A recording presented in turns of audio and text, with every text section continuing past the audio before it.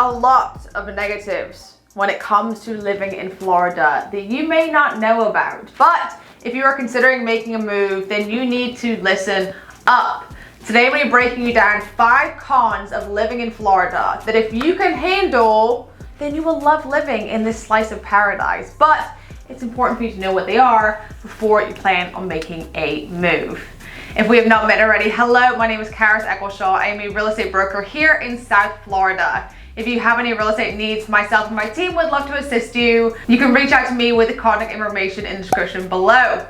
All right, if you want to know what the 5 cons are with living in Florida, then just keep on watching. Now, there are over 1,000 people who move to Florida every single day.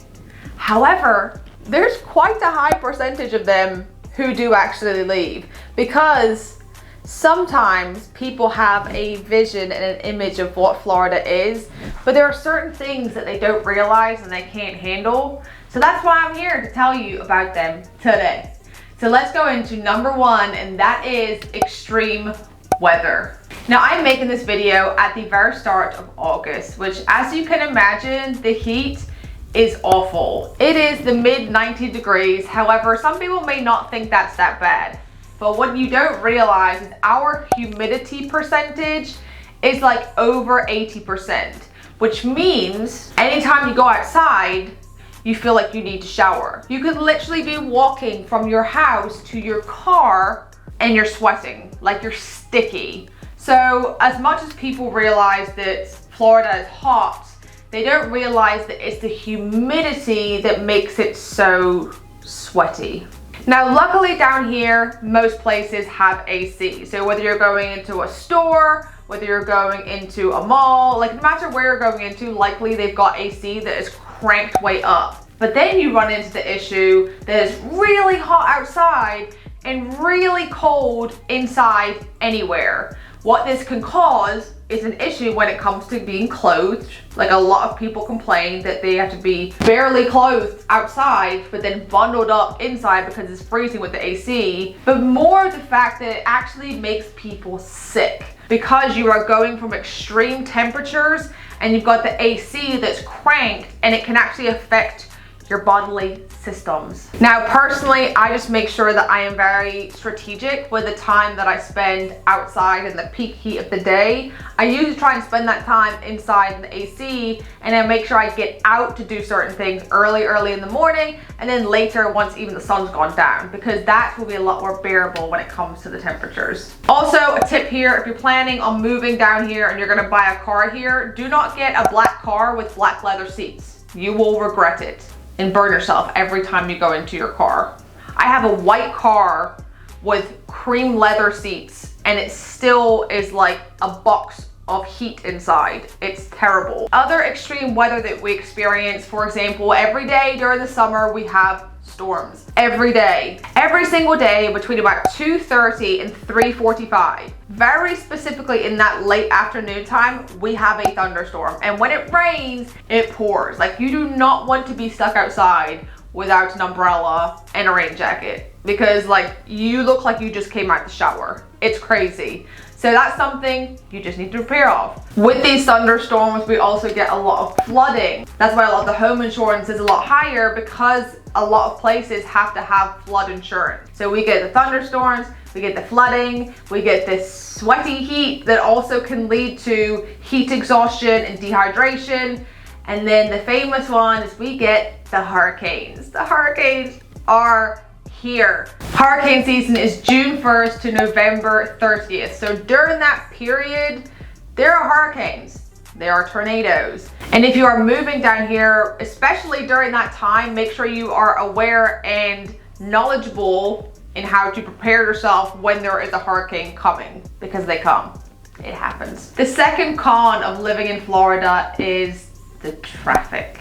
Now, me personally, it's a lot worse in my area because I am in southeast of Florida. So we've got Palm Beach, Broward, and Miami-Dade. That chunk right there. I know the southwest coast experienced it as well, kind of like the southeast coast. It is a very dense population, which means the traffic can get pretty terrible. Now in Florida, we have season, And the season period is from about October until like March, April.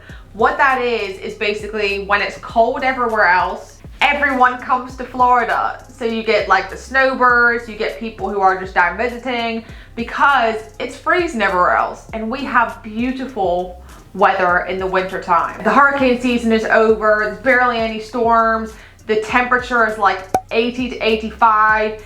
It's beautiful in that winter time period. So everyone wants to come here. So what that means is because we have a lot more of the population filling up, that October to like March, April time is very bad traffic. So when you're driving during that period, you have to make sure you have a lot of patience and make sure you leave a buffer time because of the traffic. And then if there's an accident, then you're just definitely gonna be late. And a tip here, if you can avoid traveling in rush hour times, no matter what time of the year, you need to do so. So the period in the morning and the period after work time, like if you can avoid those rush hour periods, just do so.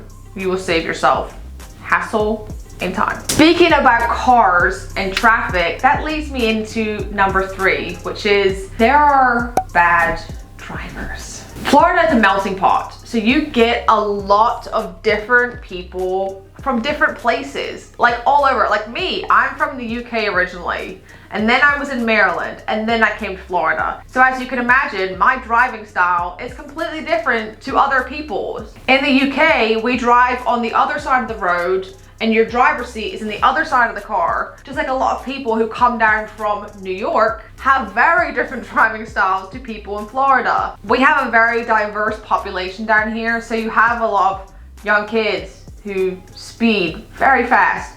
You have retired people who drive very slow. You have people who are traveling in and out from these major international cities. You just have a mix. And because you have a mix of people, you have a mix of driving styles. Now with these bad drivers, you also get a high rate of accidents. And you also get a high amount of road rage. The aggressive driving down here is rough. People will ride your tail if you are going like a little bit too slow. Like it's crazy.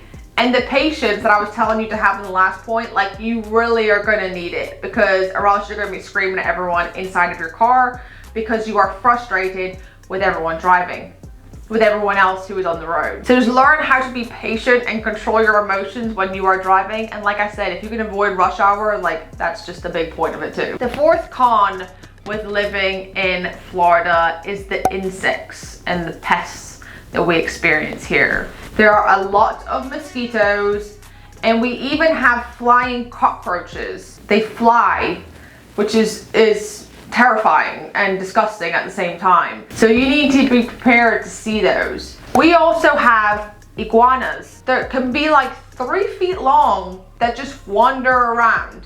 Then when we have the rare cold days in Florida, like once or twice a year, they freeze and they fall out of the trees. Like I could not make this up. Like you will have frozen massive lizards falling from trees when it's cold. That's the kind of stuff that we deal with in Florida. There also are a lot of snakes around here. There's a lot of ants around here. The ants get really big too. They're not like the little tiny ones. Like the ants, they get big for ants, and they're not fun to deal with. Yes, a lot of people say, oh, well, Florida, there's alligators everywhere. The fact is, you do not typically see alligators walking around. Unless you are like very inland and maybe a lot of like marshy area and things like that, like you're typically not seeing an alligator walk around your neighborhood on a daily basis. Now, but all these other insects and pests, you will experience them a lot. The fifth downside of living in Florida is actually the high cost of living. Now, I want to preface this with the majority of places that people want to move to have a higher cost of living. Now, there's actually a lot of places that have a lower cost of living, but people don't typically know about those places. When people want to move to Florida, they're thinking Miami, Fort Lauderdale, West Palm Beach, Sarasota, Tampa, Orlando, Jacksonville. Those are the main hubs that people naturally want to migrate to. but those have a higher cost of living, especially over the last couple of years, because so many people moved here after 2020. Everything just shot up, and with inflation and everything else, things are at an all-time high. It's not just housing, it's also food, it's also gas, it's just general cost of living, and all of the pay and salaries have not increased to match the inflation. So because a lot of these cities got overpopulated, everything went up in price. So those places do have a higher cost of living. However, there's still a ton of places in Florida that have a lower cost of living, where you can get a nice house and you get decent land. And yes, you may be a bit of a drive to a major city or a beach or things like that. But it really depends on what it is that you're looking for when it comes to living in Florida, what are needs and what are wants. For me personally, those cons do not outweigh the pros. I absolutely adore living in Florida. Now, if you listen to those 5 things and you think, all right, that doesn't faze me, I can handle those 5, and I also think those cons outweigh the pros of living here, and you are interested in moving, then make sure you reach out to me with the link in the description below. We can chat about your move and figure out what place is actually best for you to go to down here. Any real estate needs, I'm here for you. If you have any questions, leave them in the comments, and I will see you in the next one.